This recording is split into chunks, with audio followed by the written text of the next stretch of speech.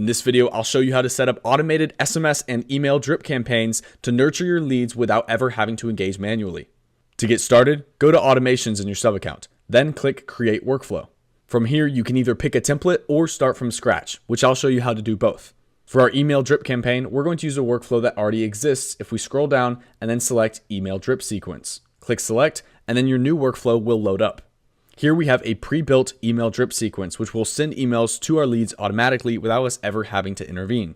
To customize this workflow, we'll first add a new trigger by clicking Add New Trigger. Then we'll use our trigger as the form submitted trigger, which is going to be using the form that we already created within our sub account that our leads are filling out.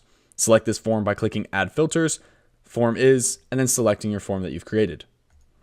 Then click Save. Now our email drip sequence will launch whenever a lead submits that form. The next step to customize this workflow is to change all of the email actions in order to fit our messaging.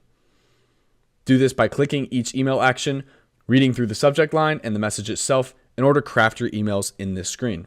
Feel free to include valuable information, PDFs, lead magnets, and so much more. And then when you're done with your emails, click Save Action. Do this for each one of the email actions within this workflow in order to customize this workflow completely. This workflow functions by segmenting our customer lists in order to send different emails to people who have opened our emails and to people who have not. You can see this through the automated branching right here. Be sure to customize your emails accordingly, and when you're done, click Publish and then click Save. Now we'll create another workflow by clicking Back to Workflows and then clicking Create Workflow from scratch. This time we're going to create a similar workflow but for SMS. To make a simplified version of the workflow we just saw and using SMS, we'll click Add Action, User Action as Send SMS, type our message in this space, and then click Save Action.